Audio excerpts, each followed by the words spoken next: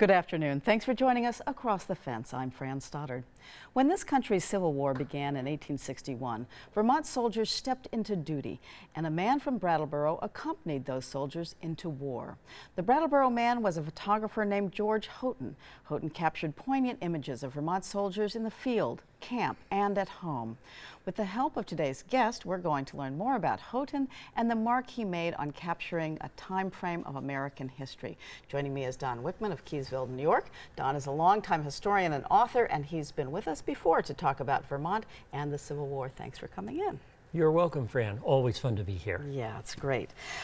So before we get into his career, can we talk about a little bit about what photography meant to the Civil War? Well, if we go back 1861, photography is still in its infancy. But the interesting part about it is that before then, the mediums that would present scenes would be like pencil, ink, pastel, watercolor. And you had the right, you could Photoshop those images back then. If somebody had a really bad birthmark, guess what? It disappeared. But photography, the term I use is that it presented all the warts. Right. Right. Anything wrong with the complexion? If you had a bad hair day, you didn't get comb your hair before the photo, guess what? It was there.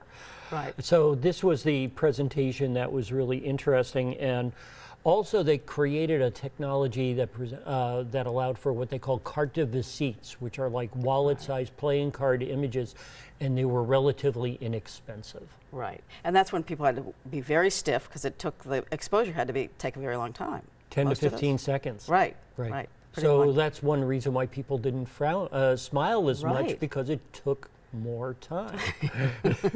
So the Civil War images were really some of the very first seen by the general public on this kind of wide scale of war. Exactly, exactly. Right. Unfortunately, it started bringing war into the room, into the house. And the perpetrator of that, more or less early on, is Matthew Brady. Sure. And he sent a photographer down to Antietam after the battlefield, and that photographer took pictures of the dead Confederates. Yeah.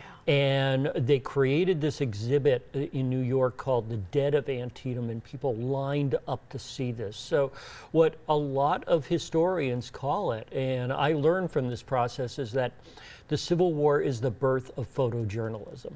Right, right.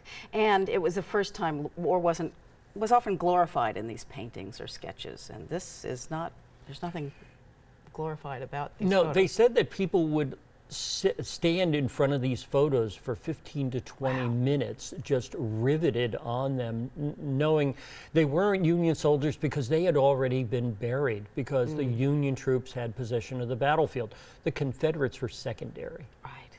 Wow. So where does this man from Brattleboro, George Houghton, fit in?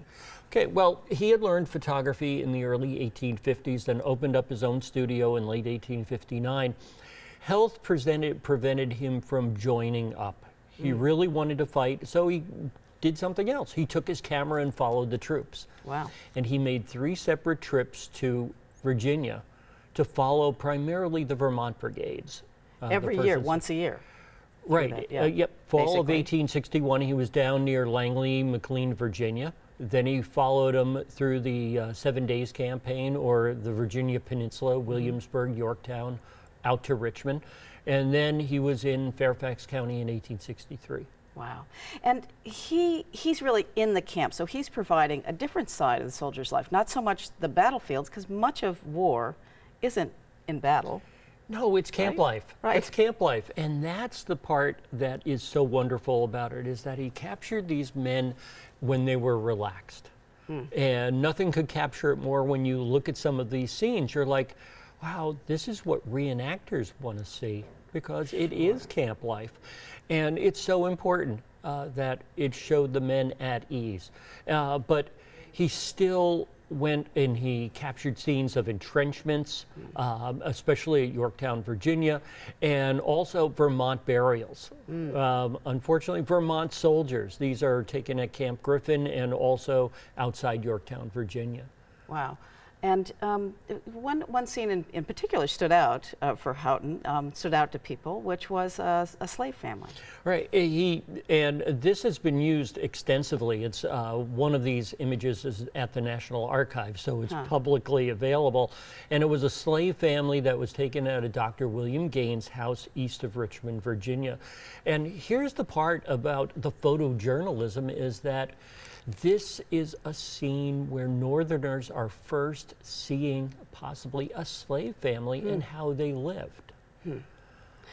And what I like about it is that there's a corn husk mat in front of for the doorstep, and those things are still sold today. Wow. Right, but here it was being used by the slave family to clean off the shoes. Now, would he have been there not as a photojournalist, or was he? Was it mainly as a business, like I'll take your photograph of your troop or your tent or you as an individual to be sent back home? Is that mainly how he worked? It was a business. It was a business. He was definitely selling his pictures. There's some journals saying that we went to the artist or the photographer to get our picture taken. So he was out there to make money. Right. And he actually had a little cart that said Houghton Photography that traveled along with him. It was a traveling darkroom.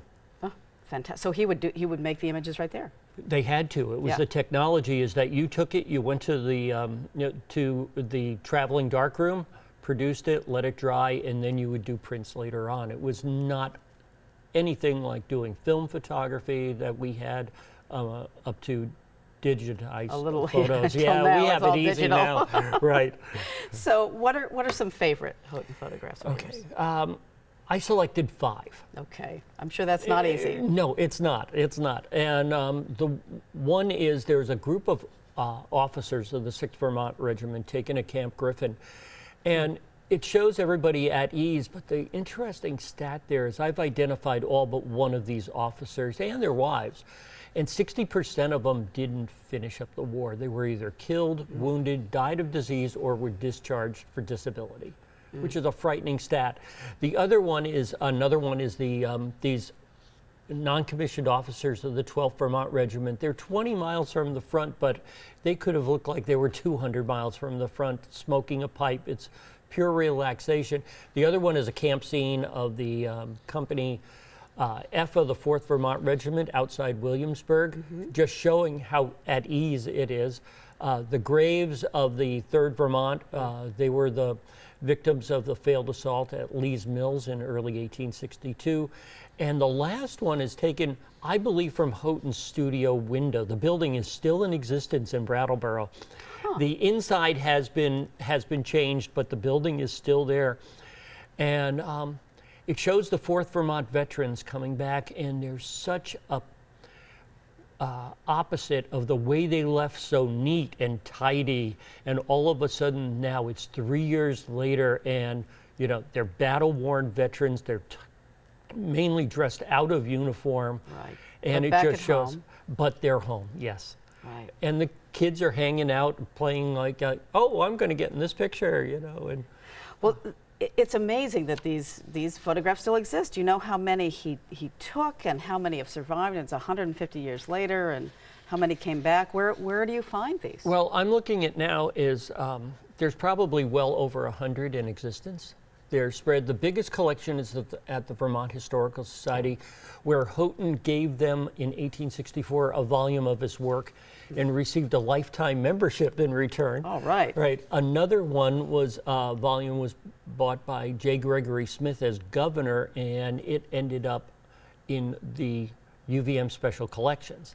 And there's some non-copies, but then there's ones that are in the Library of Congress and in private collections. Brattleboro Historical Society has a number also. So it seems that he holds a vital place in Vermont Civil War history and in photojournalism, but he's not at that, we don't hear his name like Matthew Brady, except maybe for what you have done with your book. Right, thank you, thank you. Yeah, he's sort of second level for notoriety, but not for importance, because he should play this more critical role that this man was good. Yeah. He had wonderful composition, an excellent eye. It would have been interesting if he lived longer past his 44th year to see if he would have continued more in photography. He took photos of the Connecticut River Valley and the area of the Hudson River north of Albany. He played around with that after the war. But, you know, health was a deterring factor. But fortunately, because the Vermont Historical Society saw that this was important, they took some previous work that I had done on a research fellowship and made his photos into a book. And there's about 80 in there. Wow. Okay. And as you asked about picking out the photos, it's difficult to like just take 5 photos Right. out of 100 and say, this is really interesting. This is a favorite. So here's your book. Is this just all Civil War, or is it also expanded into his other travels? No, it's Civil War, except 2 early pictures of Brattleboro before the war, showing that one where his studio was and still is in existence. They've added a 4th floor to the building, and but the rest of them are the Civil War photos that I focus on. Fantastic. Well, Don, thank you so much for introducing us to George Houghton, who really was one of the first photojournalists and brought us back history. We hope you have raised his notoriety. Right, raise the bar. Right. Right, yes. Thank you so much for coming in. You're welcome, Fran. Thank you. And thank it's you always fun. for joining us across the fence. I'm Fran Stoddard.